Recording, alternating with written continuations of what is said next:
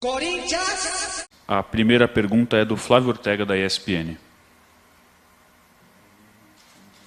Oi, Thiago, bom dia. Bom dia aos companheiros jornalistas e a todos que estão acompanhando a coletiva. Bom estar falando com você, Thiago. Espero que esteja tudo bem, com a família também aí. Sempre o desejo de saúde eu acho importante nesse momento, né? A gente não conversa em coletiva desde março.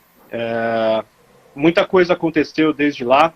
Jogadores chegaram, jogadores saíram, time se classificou, enfim, teve questões envolvendo parte financeira, e teve também aquela questão que envolveu uma entrevista tua que acabou tendo um desentendimento com a diretoria já resolvido. Então foram tantos assuntos e a gente teve de lá para cá seguidos pedidos negados aí de entrevistas, e tanto coletiva como pessoais, pelo Corinthians e pela sua assessoria pessoal.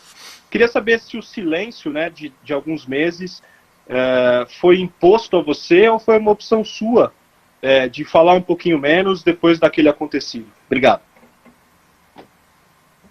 Bom dia a todos. É um prazer poder estar falando com vocês novamente, em especial com o nosso torcedor. Eu queria abrir essa fala relembrando e desejando as minhas condolências à família do Rodrigo Rodrigues, né, e no nome dele representa uma das tantas vítimas, né, dessa doença maldita aí que está assolando a nossa sociedade mundial. São quase 90 mil mortos aí no Brasil, algo sem precedente na história da humanidade, né, e aí, falando nisso, né, eu acabo conseguindo expressar um pouco do meu silêncio, né?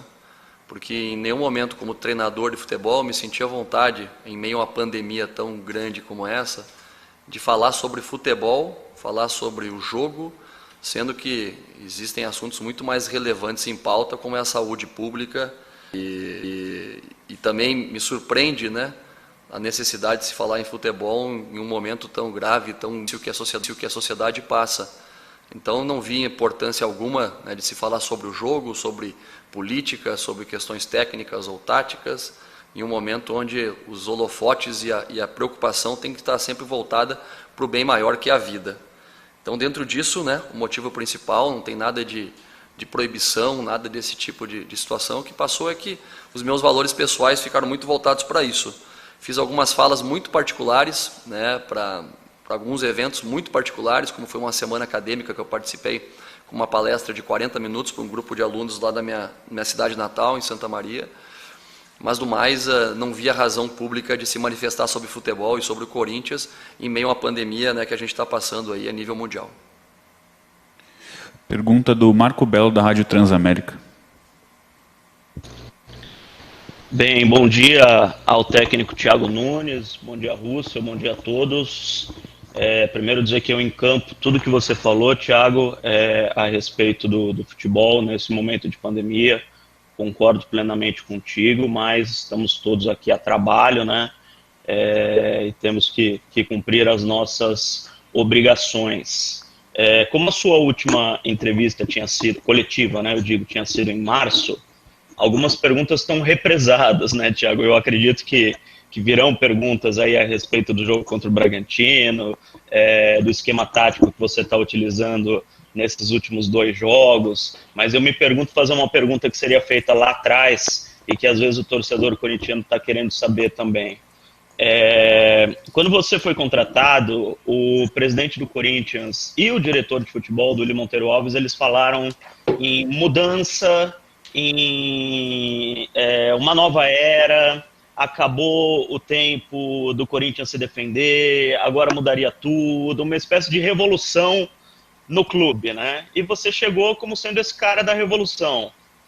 E aí você, no primeiro mês, na primeira semana, já teve aquela situação do afastamento do Ralf, já teve a situação do afastamento do Jadson, e a gente percebeu, o Thiago Nunes realmente chegou com tudo, né? Teve a situação das mudanças internas, enfim, que não vem ao caso, mas aí os resultados não vieram. Você, pós-pandemia, depois de um tempo que você pensou, depois de um tempo que você com certeza fez essa observação do que aconteceu para trás, você teria feito diferente? Porque você encarnou esse personagem da revolução, né? Você chegou com tudo no Corinthians e às vezes, de repente, você poderia ter colocado o seu estilo mais aos pouquinhos e ele teria sido aceito por todos mais aos pouquinhos. Eu estou correto na minha observação ou você discorda, Thiago?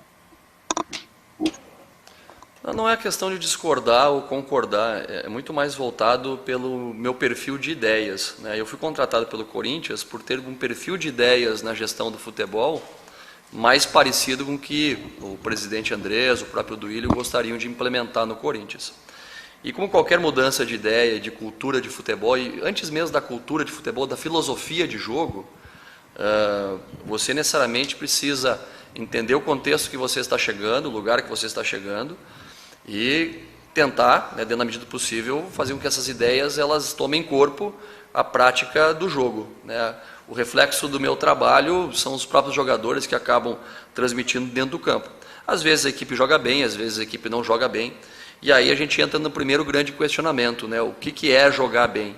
O que é conseguir ter uma aprovação em relação ao futebol? A gente vive um momento onde todos os treinadores, profissionais da imprensa, pessoas do meio que se tornam mais públicas, elas são rotuladas, né?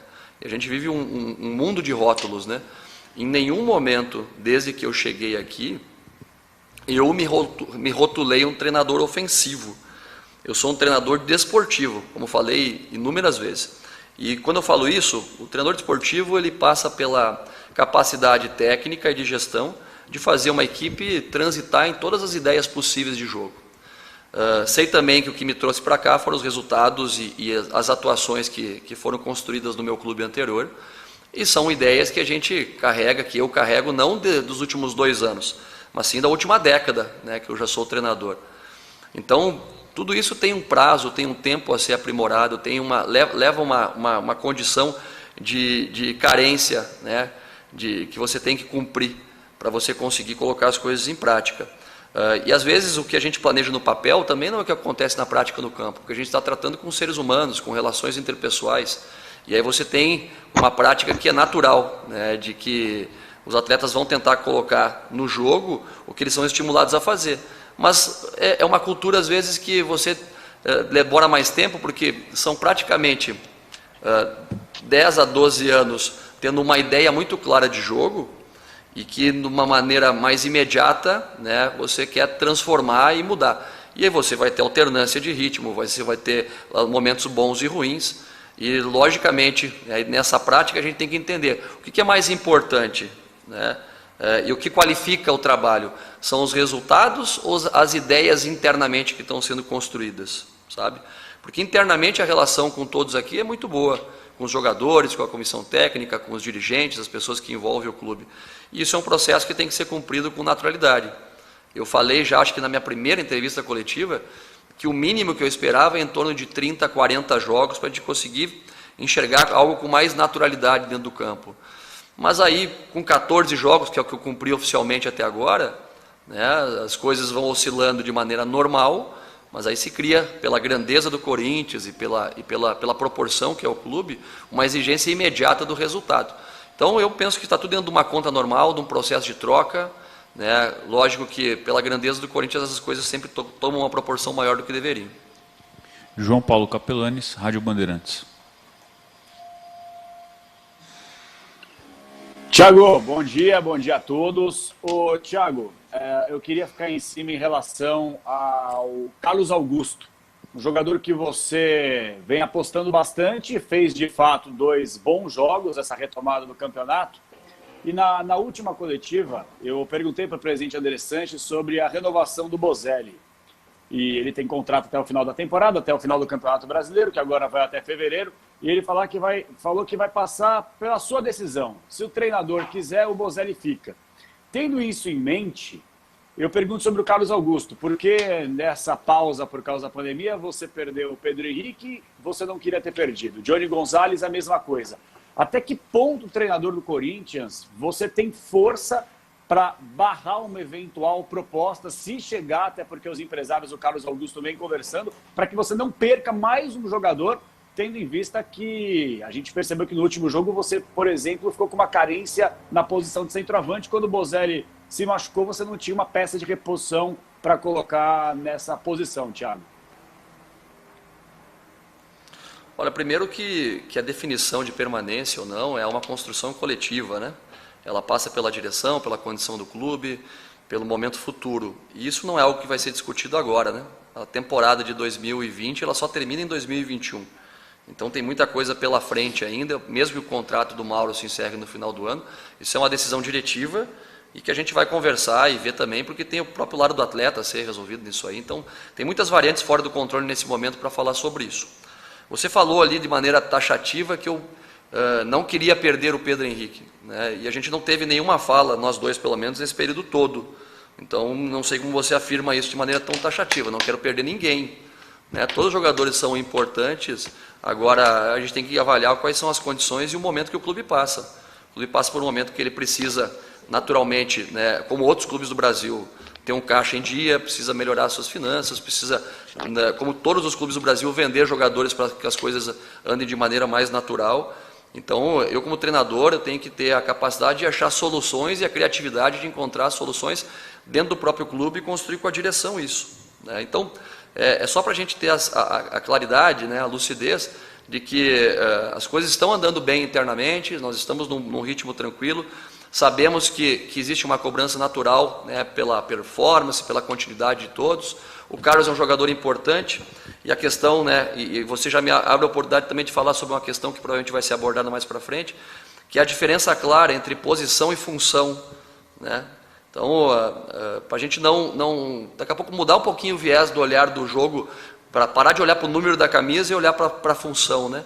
O Carlos é um jogador muito interessante, que nem você falou, ele está sendo requisitado por outros mercados, porque tem um potencial de versatilidade e de potencial para mercado europeu muito grande, mas nesse momento ele é jogador do Corinthians e enquanto ele estiver no Corinthians eu penso nisso, não penso em outras situações que não são controláveis por mim.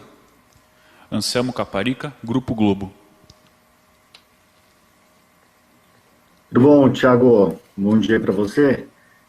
Queria, por favor, que você falasse um pouquinho do adversário do Corinthians, né, do jogo de amanhã, o Bragantino, que teve a melhor campanha nessa primeira fase do Campeonato Paulista, e você mesmo, na entrevista anterior, colocou o Bragantino como favorito para esse jogo. Queria que você falasse até um pouco da repercussão dessa sua declaração, muita gente entendendo que o Corinthians, mesmo num momento difícil, sempre tem que ser favorito, ainda mais no Campeonato Paulista, vindo de um tricampeonato consecutivo, e também sobre o que te preocupa mais nesse time do Bragantino, que tem uma forma de jogar já bastante consolidada e vem apresentando um futebol bem consistente. Olha, eu coloquei o Bragantino como o time favorito por uma questão óbvia desportiva. O Bragantino é o líder geral da primeira fase da competição, né? Então, naturalmente, a equipe que é o líder geral da primeira fase da competição, ele tem o favoritismo, né? E aí a gente também tem que entender, né? Você falou em repercussão, eu não acompanho, como eu tento não ficar blindado em relação a isso, a noticiários e a própria repercussão, então, para mim, isso não afeta, né? Mas, efetivamente, por uma questão muito simples, direta, que é a questão do rendimento desportivo do Bragantino, do Red Bull, nesse primeiro momento, né? E sobre a questão do que mais me preocupa, a verdade, o que me preocupa é o Corinthians. A gente está bem, a gente fazer uma boa partida, está muito focado, muito concentrado. Temos jogadores de alto nível, acostumados a jogar grandes jogos. A camiseta do Corinthians sempre nos pede que a gente busque a vitória, coisa que a gente está tentando fazer todos os jogos desde que chegamos aqui. Depois o resto é com os jogadores dentro do campo, a gente vai tentar dar o máximo suporte para que as coisas aconteçam de maneira mais tranquila para que o jogo corra bem. Nivaldo Decilo, TV Bandeirantes. Tudo bem, Thiago? Bom dia, um abraço, legal falar com você, um abraço a todos que estão nos acompanhando. Falar especificamente desse time até a parada em março, o Corinthians, quando parou tudo ali, por conta do coronavírus, o Corinthians corria, inclusive, o risco de rebaixamento. e era praticamente certo que o Corinthians estaria fora dessa fase de mata-mata do campeonato. Em 2 jogos, tudo se reverteu. Primeiro, você vê muita mudança no aspecto, foi só questão de resultado. Que análise você faz desse Corinthians? O aproveitamento era de 36%, 36,5%, saltou para 47,2% em 2 partidas e veio essa fase do mata-mata. É uma nova competição, o Corinthians mudou para tudo isso. Que avaliação você faz? E desfalques, você tem o Everaldo fora e você tem o Bozelli fora. O Bozelli, certeza, o Everaldo também? Olha, quando a gente fala por questões estatísticas, né, que você levantou, há de se ter o cuidado também de lembrar que a gente teve um rendimento em termos estatísticos de vitória e derrotas e empates dentro dos números que você citou, mas ao mesmo tempo o rendimento estatístico dentro dos jogos sempre foi superior ao adversário em todos os números. Raramente, né, na primeira parte do ano a gente ficou estatisticamente abaixo, menos no resultado, que é o número mais importante para dar os 3 pontos. Mas a gente jogou muito bem muitos jogos, criou muito mais chances que o adversário na maior parte dos jogos, teve mais volume de jogo na maior parte dos jogos e não venceu. Estatisticamente a gente não fez 2 grandes partidas agora nos últimos 2 jogos, mas venceu as 2 partidas que eram necessárias para a classificação. Então essa questão da matemática a gente tem que ter sempre o alerta para que ela pode ser interpretada de diversos vieses, né? E então o que mais me importa é que a gente internamente esteja bem, esteja confiante. O Everaldo treinou ontem conosco, né? É um atleta que ainda ressente um pouco de dor local ali, porque tomou um susto na saída de campo.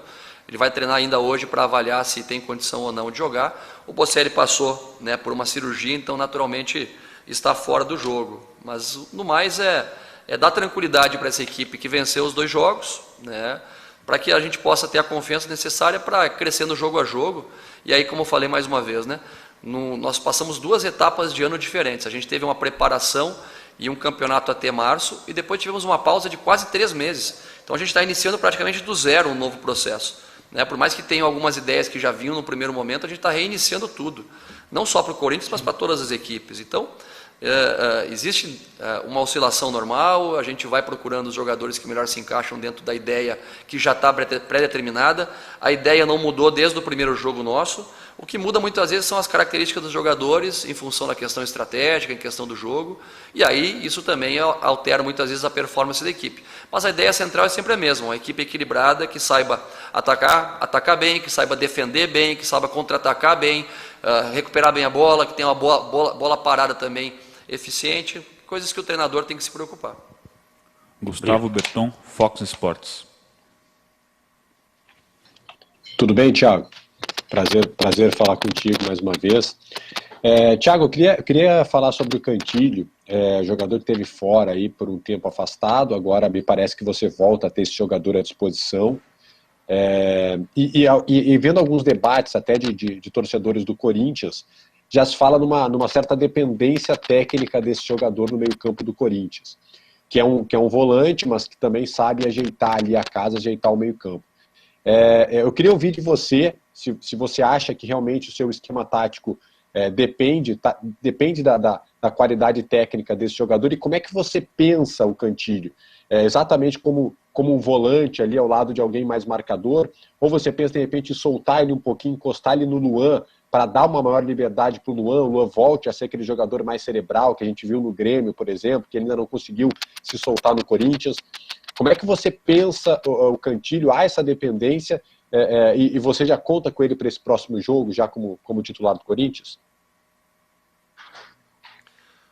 Olha, o Cantillo está treinando com o grupo, né? Está fazendo os treinamentos após a retomada. Ele também foi prejudicado não só pela parada normal da pandemia, mas depois por ter tido a doença, ele acabou tendo que ser afastado mais 2 semanas. Então está buscando o seu melhor ritmo. É um jogador que necessita um trabalho de força especial, um cara que tem um biotipo um pouco mais magro, mas ao mesmo tempo tecnicamente ele é um jogador que tem muita qualidade. Eu já falei isso publicamente mais de uma vez.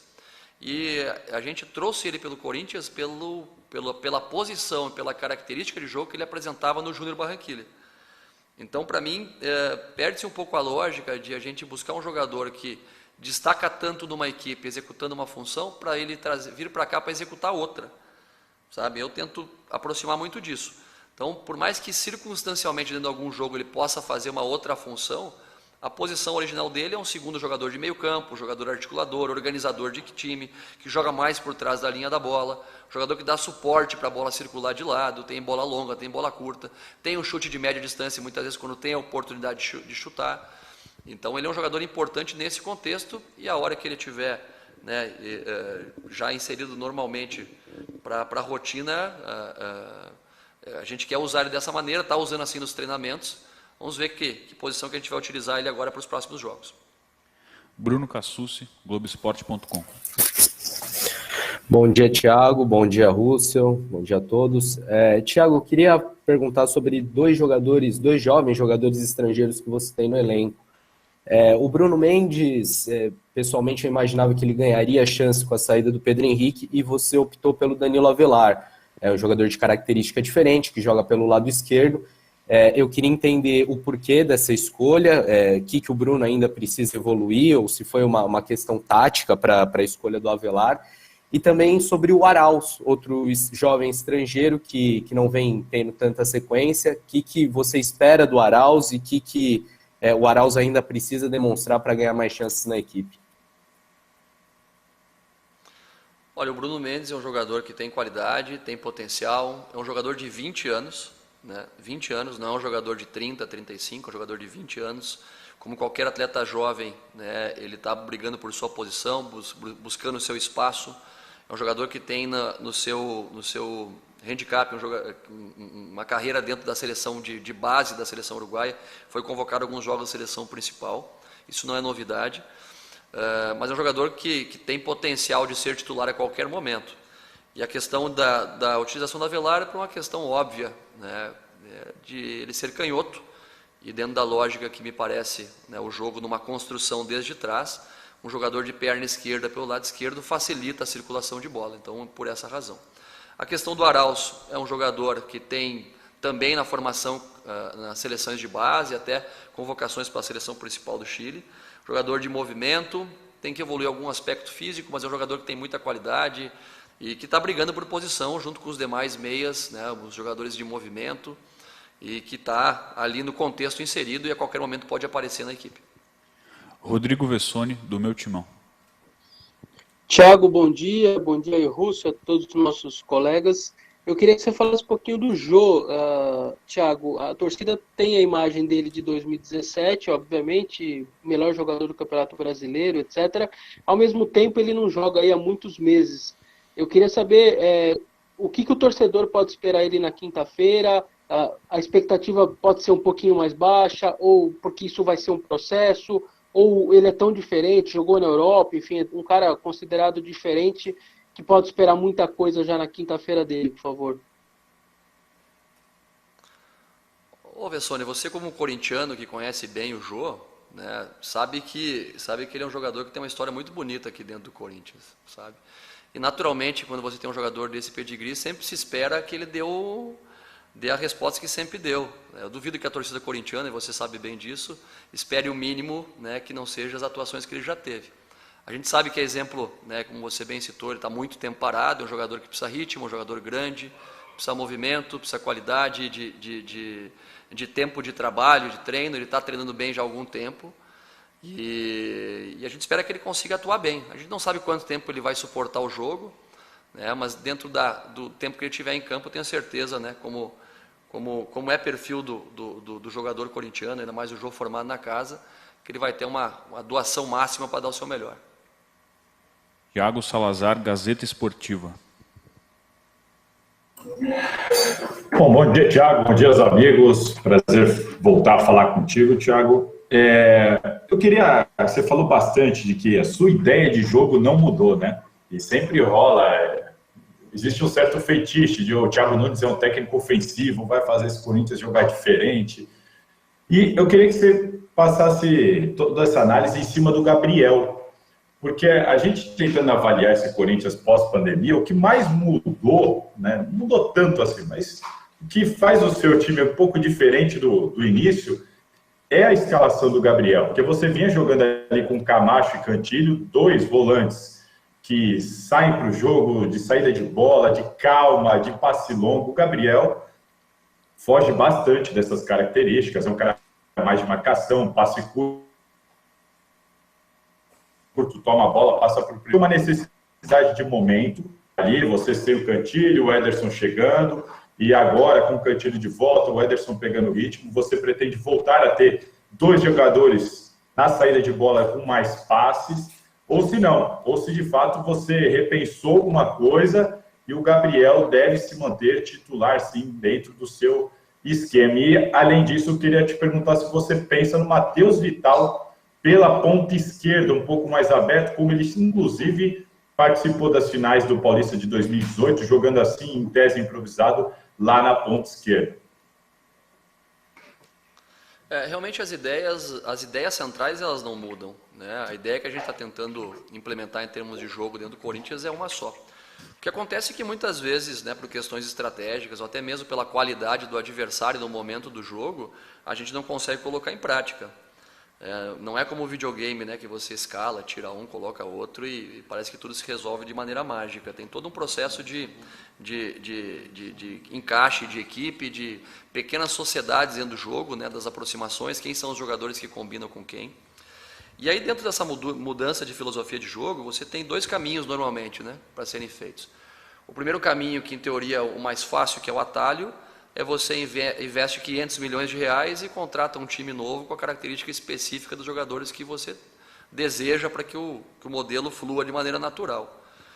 O outro caminho é você conseguir fazer com que os atletas se desenvolvam e melhorem o seu potencial técnico, enxerguem o jogo de uma maneira um pouco diferente.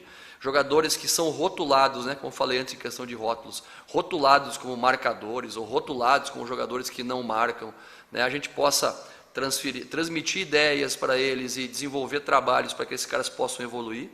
E o Gabriel se encaixa muito dentro disso. O Gabriel, ele é rotulado como um jogador de marcação, mas pela capacidade que ele tem, né, pelo coração que ele tem para o time, pela capacidade que ele tem de buscar evoluir, melhorar, treinar, é um jogador que tem um potencial técnico evoluindo a cada dia, a cada treino, a cada jogo.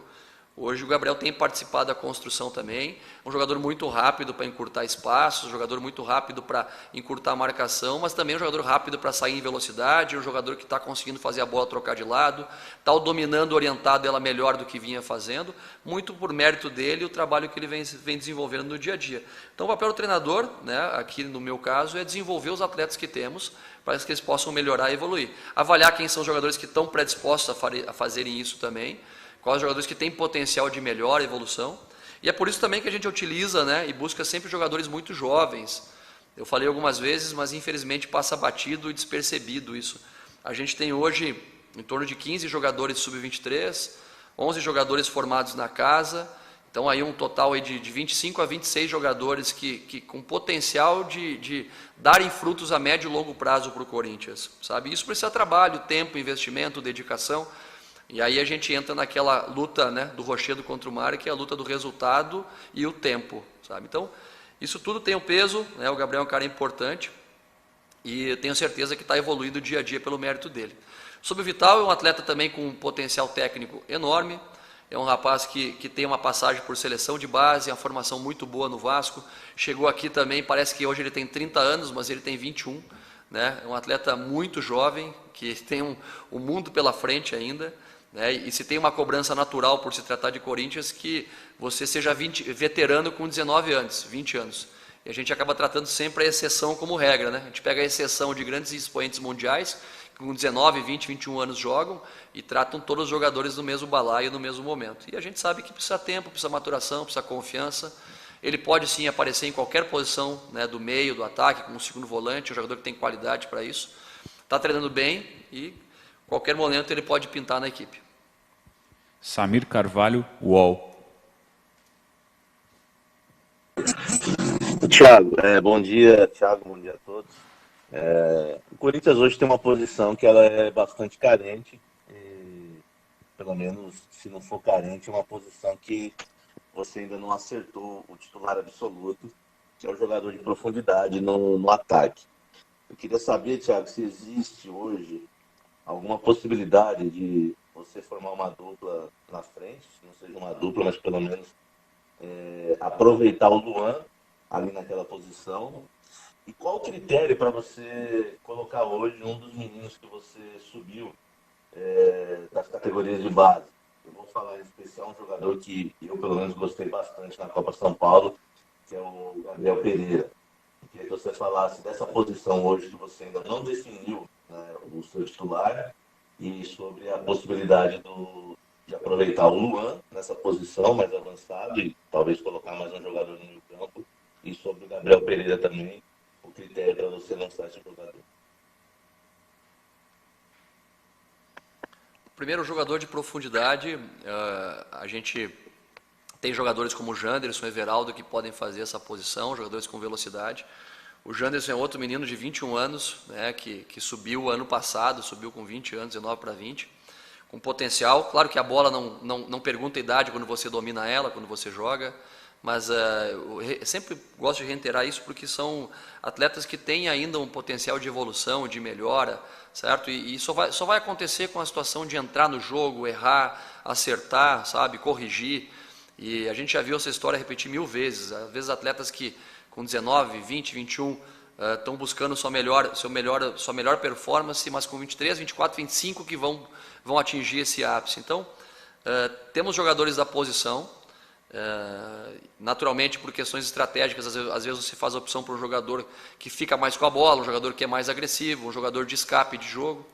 O Luan, ele já tem essa liberdade de ser esse jogador de aproximação, tanto que se vocês, né, utilizarem as estatísticas, vocês vão perceber que o Luan é um cara desde a passagem pelo Grêmio, né, desde do último ano de passagem pelo Grêmio, é um cara que tem assistências, tem finalizações, tem gols, né, muito mais que a média dos meias do Brasil. Então ele já é esse segundo atacante muitas vezes, tem essa liberdade. Às vezes a dinâmica do jogo não favorece, né, ele é um cara que precisa ter um ritmo de circulação de bola próximo dele para que ele possa participar mais vezes do jogo. E é um cara que tem todo o potencial para ser esse jogador diferente próximo do gol.